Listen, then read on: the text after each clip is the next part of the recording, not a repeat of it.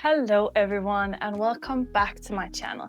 If you're new here, my name is Maria and I am a book girly. One of these days I'm gonna come up with a super catchy slogan that's really gonna wow you, that I can stick to, and it's gonna be like fantastically iconic, but today's not that day. I ramble a lot about books. I like doing vlogs and we're all for the comfy, chaotic, cozy vibes. So if that's your kind of style, you should absolutely stick around. And even if it's not your kind of style, you should still stick around because you might be surprised. It's that time of the month, honestly, my favorite time of the month, where I'm going to select prompts from my TBR jar and we're going to select the TBR for March. I cannot believe that it's already March. Well, technically it's literally the 16th of February as I'm filming this. However, I'm trying to be in time and not like do things last minute. So this is me planning ahead. Also, as I'm sitting here, I haven't picked up any of the books from my TBR from last month for February because I've been kind of swamped with arcs. No, I've chosen to do this. It's my own fault. I've deviated from the TBR. However, I do really want to get to them. So I might even do like a little 12-hour readathon or something this weekend. Let me know if you want a vlog of that. Although you won't see this until 2 weeks from now. But then in 2 weeks time, if you still want a readathon, let me know. I'm going to select 7 prompts out of the jar. Those 7 prompts are then going to help us determine what books we are reading in March. So let's get to it. Oh, that's such a satisfying sound. Let's pick our first prompt without getting my hands stuck. Read one of your most anticipated books of the year. I feel like I've just had this. Okay, let me grab some contenders. I think this one, this one, this one. They're all fantasy. Okay, so out of like my most anticipated, I just chose 3 fantasies because I'm just in such a fantasy mood lately. We have Fairbound by Sarah Arifi. This was also a contender from last month, which has been on my TBR for over a year, and it is one of my 26 for 2026, so I do really want to get to this. All of these 3 were actually. Then I have The British Kingdom by Danielle Jensen. My friend Nee... No, actually not. I was about to say my friend Nee lent me this. She didn't. She lent me A Fate Ink and Blood. This is The British Kingdom. Highly anticipated read as well. I think I'm going to absolutely devour this series. But I'm reluctant to start up a new series. And then lastly, also a new series, but it's only a duology, is One Dark Window, which has been a book that I've been talking about for like the last... at least a year and a half. And I'm dying to read it. I probably should just pull myself together. Yeah, I think I'm gonna go with One Dark Window. Yeah, I really, really want to read that. Elspeth needs a monster. The monster might be her. Elspeth Spindle needs more than luck to stay safe in the eerie, mist-locked kingdom of Blunder. She needs a monster. She calls him the Nightmare, an ancient mercurial spirit trapped in her head. He protects her. He keeps her secrets. But nothing comes for free, especially magic. When Elspeth meets a mysterious highwayman on the forest road, she's thrust into a world of shadow and deception. Together they embark on a dangerous quest to cure the town of Blunder from the dark magic infecting it. As the stakes heighten and their undeniable attraction intensifies, Elspeth is forced to face her darkest secret yet. The nightmare is slowly, darkly taking over her mind, and she might not be able to stop him. A maiden must unleash the monster within to save her kingdom in this dark, lush, gothic fantasy debut. I'm so excited. I cannot wait. Our first book. All right. We have a 5-star prediction. I was going to show you the first one as well, but I think you can't see it very well. Okay, a 5-star prediction. Ooh, that's exciting. Oh, okay. I don't know. Okay, I think maybe this, and then maybe this. What else might I give 5 stars? Okay, so very different vibes. I have Cersei by Madeline Miller. I loved Song of Achilles, and I think that a lot of that was the writing style of Madeline Miller. So this could be a very easy 5-star because I've fallen in love with her writing. Then Ninth House by Leigh Bardugo. Also highly anticipated read. It's dark academia. I've heard that. I haven't actually read, as of recording right now, I haven't read any of Leigh Bardugo's books yet, but I think her writing style would be very much up my alley. And then I have Yours Truly by Abby Jimenez. I adored Part of Your World. It was a 4-star though, and I've heard Yours Truly should be better. So this could also be a potential 5-star. What am I in the mood for? I think Circe. In the house of Helios, god of the sun and mightiest of the Titans, a daughter is born. Circe is strange, not powerful and terrible like her father, nor gorgeous and mercenary like her mother, but she has a dark power of her own, witchcraft. When Circe's gift threatens the gods, she's banished to the island of Aiaia. That name always takes me by surprise. Where she owns her occult craft, casting spells, gathering strange herbs, and taming wild beasts.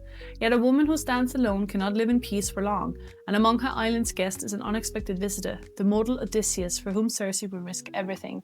Circe's tale is a vivid epic of family rivalry, love and loss, the inextinguishable song of woman burning hot and bright in the darkness of a man's world. Yeah, that sounds really good. Really good. Let's go for our third pick. A book that is over 10 years old. Oh, I know exactly what could be a contender for that. We have 3 options here again. 2 of them are quite literally 2010's YA dystopians, and one of them is a very haunting fiction about a very real issue of women being blamed in the case of sexual assault and harassment. So very different. We have Divergent by Veronica Roth, The Mockingjay by Suzanne Collins, and Asking for It by Louise O'Neill. I'm very keen on reading all 3 of these, but when I am looking at them, I think the book that I'm itching the most to pick up would be Asking for It by Louise O'Neill. It would be great to finish the trilogy though, the Hunger Games trilogy. I'm reluctant to start Divergent as well because, again, it's another series. But I might even... That's rude. Might even save The Mockingjay for like a finishing series I'm in the middle of kind of reading vlog. Yeah, I think so. I think we're going to go with Asking for It by Louise O'Neill. They're good boys, really. This all just got out of hand. It's the beginning of summer and Emma O'Donovan is 18 years old, beautiful, happy and confident. One night there's a party, everyone is there, all eyes are on Emma. The next day she wakes on the front porch of her house. She doesn't know how she got there. She doesn't know why she's in pain, but everyone else does. Photographs taken at the party show in great detail exactly what happened to Emma that night. But sometimes people don't want to believe what's right in front of them, especially if the truth concerns the town's heroes. A brave, bold and important novel about sexual consent and betrayal, victim blaming and truth in the age of the smartphone. Yeah. I feel like it's gonna make me really angry, but maybe I need that. That's 3. We have 4 books left. Let's go. Up. This one. I want this one. Oh, I have this one the last time. Maybe I should take those out, actually. Oh, flying. I need a better jar, honestly. This is the one I got. An author's last name starts with L. Let's see what I got. Oh, okay, that's an L. That's an R. Can't do that. Why wasn't it A? That would have been great. L is for the way you look at me. O is you're the only one I see. B is very, very extraordinary.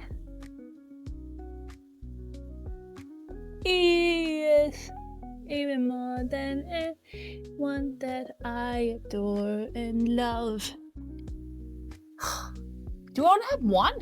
So we have Dalagood Dream Department Store by Mie Lee, or To Kill a Mockingbird by Harper Lee. That's gas, they're both Lee. This one, oh, that's very little writing. I'll probably buy an e-reader version of it anyway. I think I'm gonna go with the Dalagood Dream Department Store. It just seems a little bit more spring and fun and cozy, and yeah.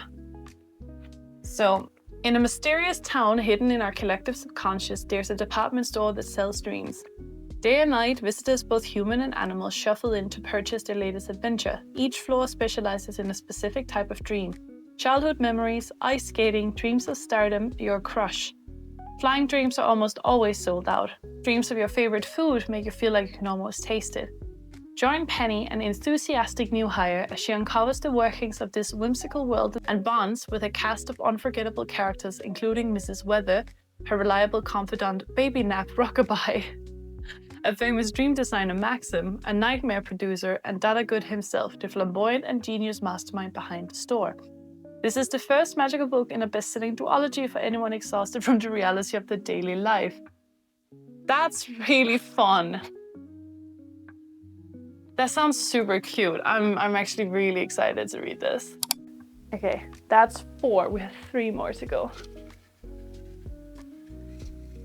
A book with a flower name in the title. Fun, okay. Flower, beam and glow.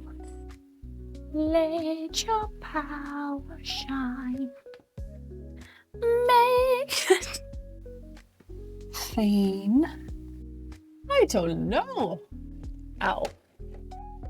Ugh, but I don't want to read that one. Shit, do I really only have 1 book? Ah, lads. No, hey. Oh, I have this one too. I knew I didn't have to read that yet. So we have The Rose Bargain by Sasha Payton Smith or Belladonna by Adeline Grace. That's 2 flowers. I love the colors, kind of look beautiful side by side, don't they?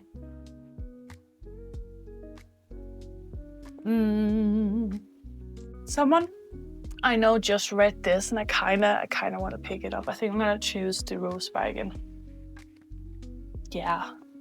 England 1848. The season is officially open. High society girls line up to exchange magical bargains with the immortal Queen Morian. Lady Ivy Benton's season arrives with a shocking twist. The Queen announces a competition to win the hand of her fae son, Prince Bran. And marrying the prince is a prize that could save Ivy's family from ruin.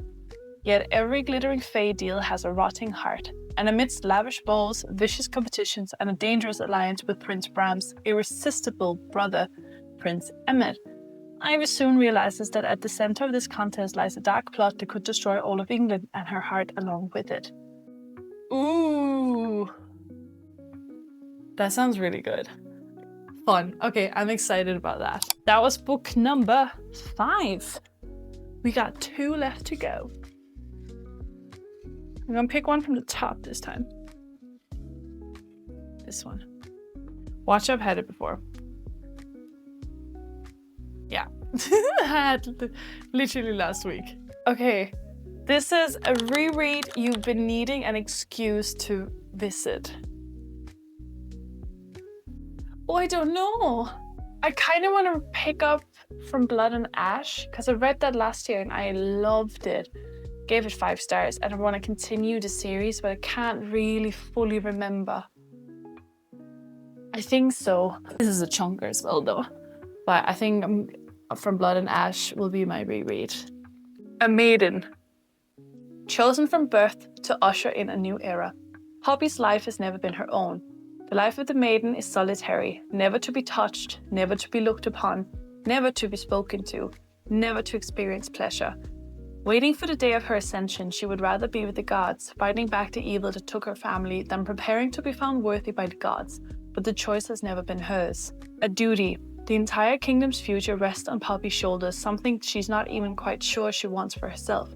because a maiden has a heart and a soul and longing, and when Hawk, a golden-eyed god honor-bound to ensure her ascension, enters her life, destiny and duty becomes tangled with desire and need. He incites her anger, makes her question everything she believes in, and tempts her with the forbidden. A kingdom. Forsaken by the gods and feared by mortals, a fallen kingdom is rising once more, determined to take back what they believe in theirs through violence and vengeance, and as the shadow of those cursed draws closer, the line between what is forbidden and what is right becomes blurred. Poppy is not only on the verge of losing her heart and being found unworthy by the gods, but also her life, when every blood-soaked thread that holds her world together begins to unravel. I just remember absolutely devouring this, and I can't wait to revisit Poppy, and then I might finish the whole series. Who knows? Last book.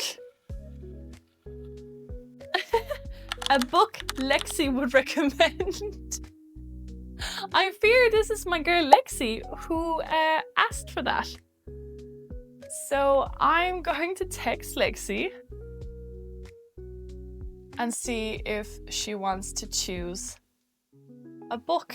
Hopefully she'll respond quickly enough, otherwise I'll just have to pick some books that I think that she would recommend. Which I do believe that I know this girl well enough that... Hold on, the Sable Sorensen's art team is open now. I'm just gonna quickly apply. Oh, it's a link to the Instagram. God damn. And to my TikTok. Jesus. You can follow me both here and here on both TikTok and Instagram. When I get to link YouTube. So Lexi has selected The Dead Romantics by Ashley Pushton. An absolute delight is what Christina Lauren calls it. Florence Day is a ghostwriter with one big problem. She's supposed to be penning swoon-worthy novels for a famous romance author, but after a bad breakup, Florence no longer believes in love. And when a strict but undeniably hot new editor, Benji Andor, refuses to give her an extension on her book deadline, Florence prepares to kiss her career goodbye. When tragedy strikes and Florence has to head home, the last thing she expects to see is a ghost at her front door. Not just any ghost, however, but the stern form of her still very hot yet unquestionably dead new editor. As sparks starts to fly between them, Florence tells herself she can't be falling for a ghost, even an infuriatingly sexy one. But can Benji help Florence to realize love isn't dead after all? This sounds gas! I'm really excited to read this. Let's go, Lexi! So yeah, that is the 7 books that I will be reading in March. Let me know if any of these sound interesting to you, if you've already read them, if you like them. So just to go over again, we have One Dark Window by Rachel Gillig with the prompt, read one of your most anticipated books of the year. Then we have Cersei by Madeline Miller for a 5-star prediction. Then we have Asking for It by Louise O'Neill as a book that is over 10 years old. Then we have The Delicate Dream Department as an author whose last name starts with L from Mie Lee. Then we have The Rose Bargain, a book with a flower name in the title by Sasha Payton Smith. Then we have a reread You've Been Needing an Excuse to Visit, which is from Blood and Ash by Jennifer L. Armentrout. And then last but not least, we have The Dead Romantics by Ashley Pushton. Yeah, those are the 7 books of my March TBR. What will you be reading this month? Thank you so much for watching. If you're looking for any of my other information, all my links and all that jazz is down in my description of this video. I appreciate you spending the day with me, and I hope I will see you in the next video. Remember to like the video, subscribe, and maybe leave me a little comment. Thank you so much for watching. Bye!